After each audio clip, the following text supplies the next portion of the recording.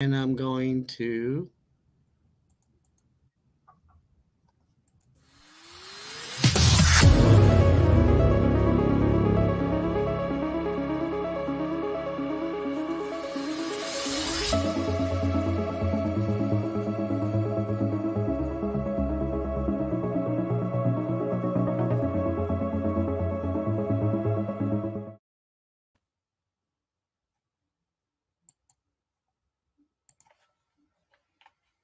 we're live. Did you get to hear that? I have to get um I have to get a different internet because it was sporadic. Did it jump around for you?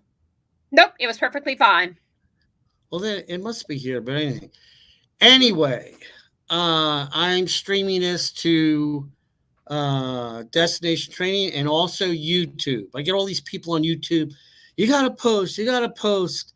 And with YouTube, you really have to learn the video things. And we talked about this before. And I know I'm getting off the subject on the running part, but I wanted to say this is the kids that take, and you have kids, all that math that you really don't need. Mhm. If you can do these videos where you have things coming in and then you separate and then all the little ins and outs and everything. I mean, there's people making a lot of money on YouTube. I mean, if I Mhm. was in college or high school, if I wasn't gaming, I'd be on YouTube doing all these things and making money because when you go to a YouTube thing and you're checking, like you want to know how to crochet or how to run a marathon in, so many hours, and you see an ad come up, that means they put an ad on your YouTube and 9 times out of 10, you're making money on it. Yep.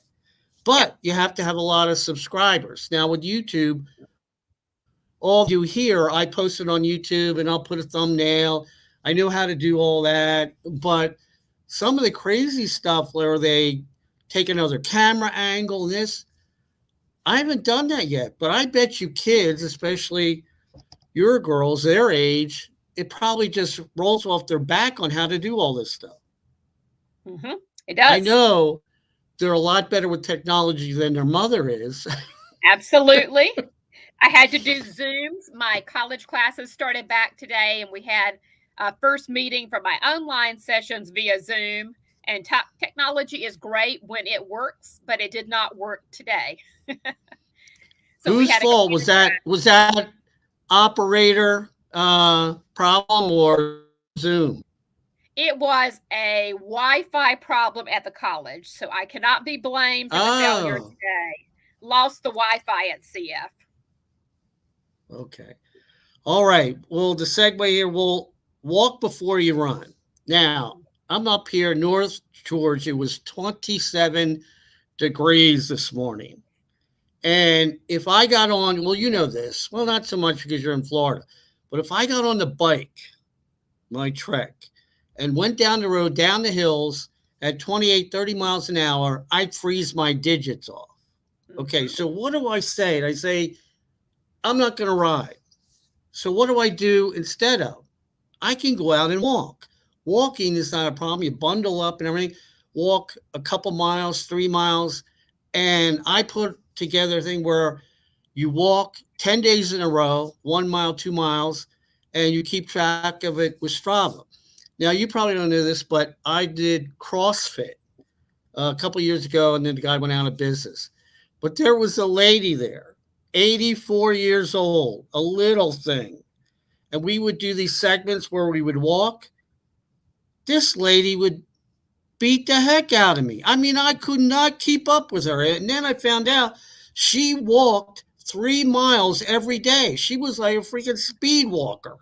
I Yeah. mean, I had to jog to keep up with her. That's why I tried. I said, "Oh, the heck with this! I'm going to try and keep up with her." And she Mhm. would go, turn around, go, go. At 84 years old, Wow. how? 3 miles every day, and Mhm. she was thin. I lost weight walking, and I can go out and walk. It's probably 40 degrees out, no problem. Bundle up, go out and walk. So there's no excuse, in my opinion, for not continuing to train. People say, well, walking isn't really training for my 5K, my marathon. The heck it isn't. Okay, it's memory muscle. You have to keep everything going because I know I'm a lot older than you. Don't tell anybody. But the thing is, when I'm off the bicycle, the Trek one, I'm off for say a month. To get back on again, I feel like I'm starting over. I don't know. You probably don't feel that way, but you're running all the time. But I feel like I'm starting all over.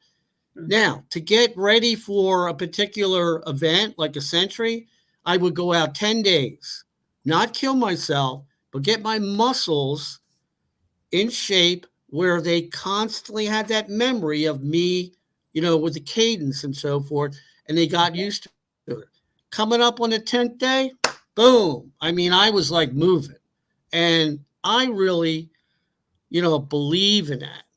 Now, you and I witnessed a few people at a race. It was the 50K.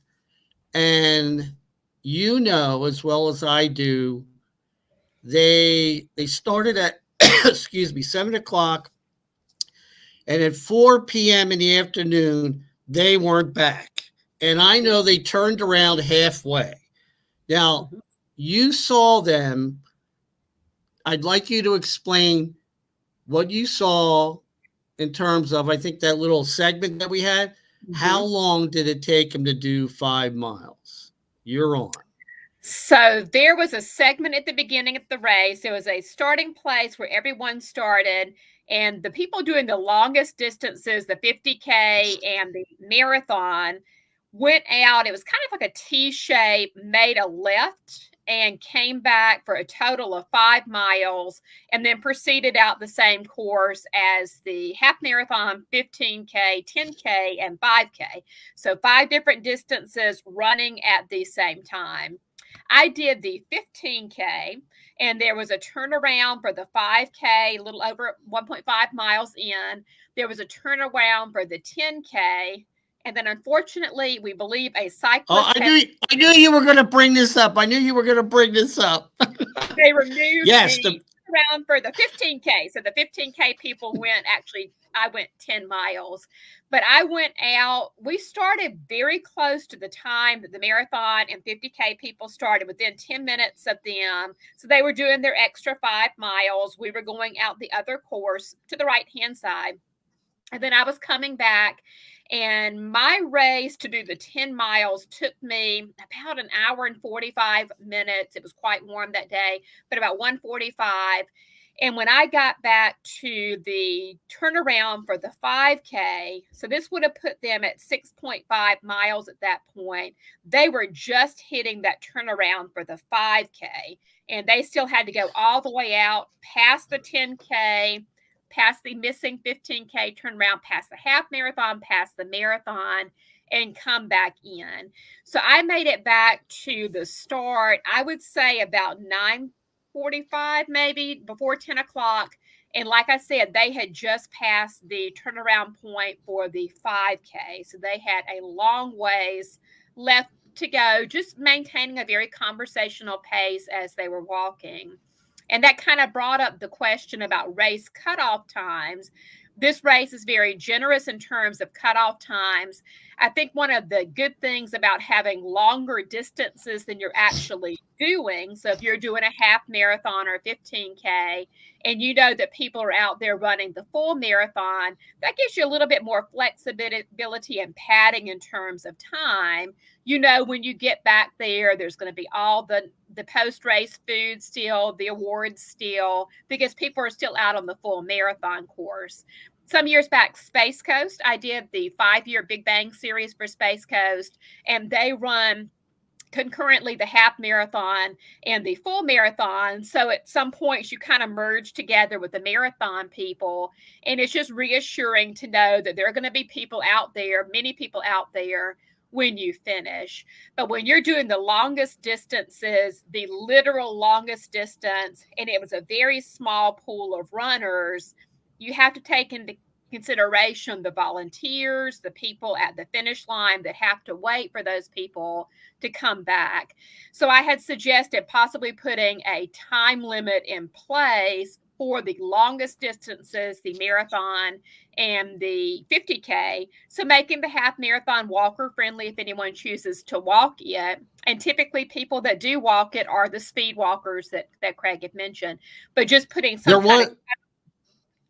there was one speed walker out there, and yeah, she was doing great. pretty good. Now, let me ask you a question. I haven't seen you do post a marathon. You've done a marathon race? I've done a marathon. Yes. So I did the Dopey Challenge, which is the 5K, 10K, half marathon, full marathon, 4 consecutive days. And then I hopped on a boat and went down to the Bahamas and did a 5K in the Bahamas. So I ran 48.6 miles plus an additional 5K for kicks because that was not okay, but let's say you have, I did put 7 hours for the marathon, and that's about the standard. Yes. But if you were going to do a marathon and it was that particular day, before you did the marathon, what would you do to train for it? And I am You're the runner, I'm the cyclist. What would you do? So I have got 2 marathons coming up in 2022. I'm doing Big Sur Marathon in California on my 50th birthday, and that is April the 24th. And then I'm running Chicago Marathon in the fall. And so I have a running coach, but just to supplement that, I have downloaded a training plan. And the typical training plans are about 16 weeks. So this is actually week 2 of my training plan for the full marathon in April. And I am running between 3 to 4 days a week, moving into 4 days a week. I will run up to, I would say, 24 miles as part of training. When I did the Dopey Challenge before, I did run a full marathon as part of my training. But it is a 16-week training schedule, 3 to 4 runs per week, building up to at least 24 miles. So it is not an undertaking to take lightly. The Big Sur Marathon, you mentioned cutoff times, and they do have a strict cutoff time of 6 hours. So that's a pace that you have to maintain. Lots of hills. They said if you're a slow runner, do not stop to take pictures of scenery, as tempting as it's going to be, but a strict cutoff time. The Disney events also have a strict cutoff time. If you've done any of those, they have what they affectionately call the balloon ladies, and they're like the sweepers on the course. If you're not a seasoned runner, sweepers are people that come at the very end and just make sure that everybody is off the course. Or if someone is not going to finish in time, they literally sweep you from the course, maybe cart you back to the beginning on a golf cart. And in the Disney races, they're called the balloon ladies. I have never seen them, thankfully, but I assume that they are holding balloons just to make the plucking off of the course a little bit less painful. Some years back, the year after I did the Dopey Challenge, it was really, really cold. Now, we're in Florida, so it's typically pretty warm. We're up to the 70s this afternoon, cooler in the beginning. And that particular year, it was just freezing cold, literally below freezing at the start. They had warming tents. And so a lot of people were pulled from the course that year. But they tell you up front, if you cannot maintain a certain pace, you're not going to be able to do the race because they do have those strict cutoff times. So the marathon is down at Disney. Is it a loop? It's a loop, right? It goes through multiple parks. And I'm not really familiar with the geography of it, but I think that for the full marathon, we ran through all 4 of the parks, kind of the back area.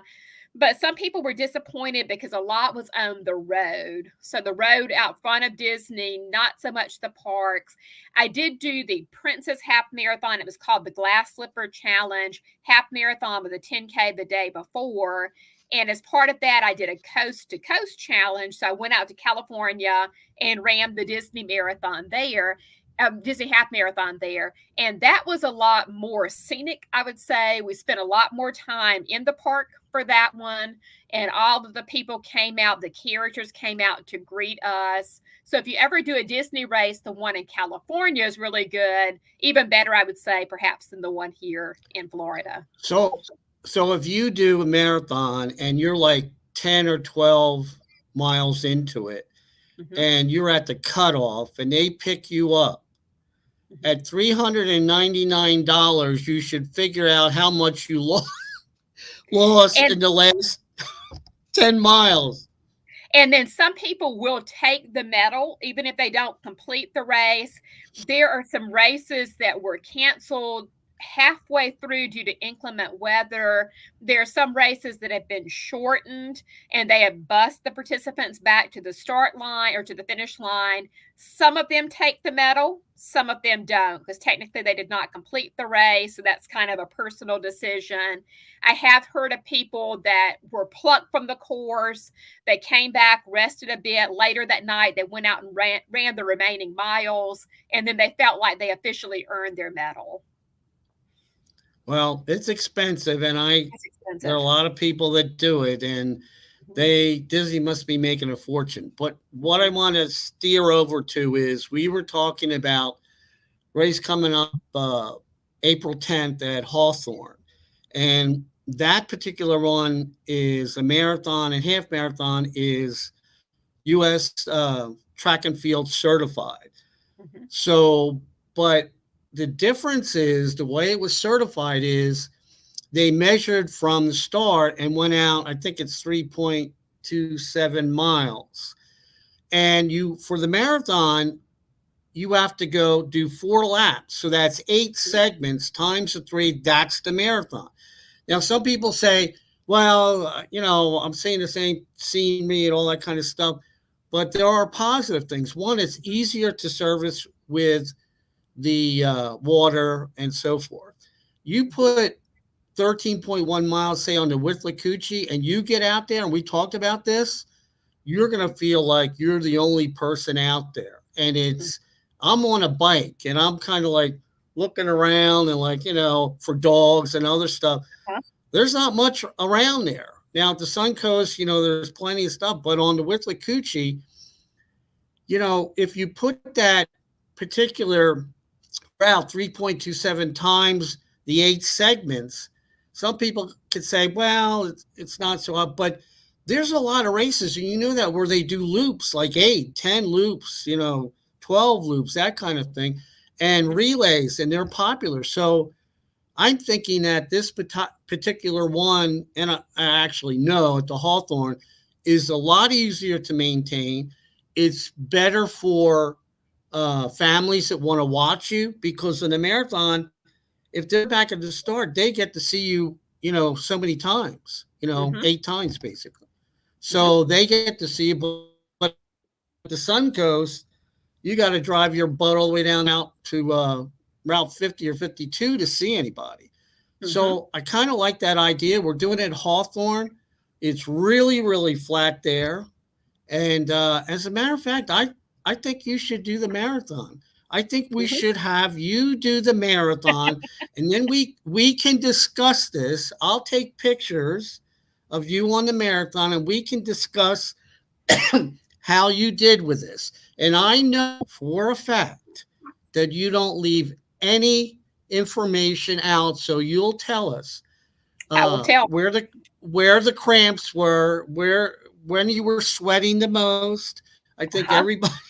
everybody wants to know this, and I'll be really sure that you have plenty of plenty of water, and the signs don't move. I'll put them in concrete so none of those There you go. cyclists can rip those babies out. Because Yeah. I really think nothing against cyclists. I really think somebody took that one sign and threw it in the weeds. And I know Mike is watching right now, and he saw it in the weeds. So, Yeah. but what I like to do, the problem with that one is I like to put, I should have, every turnaround has water at it. So if you miss water with, 200 bottles on it, you need to go to Walmart and get glasses.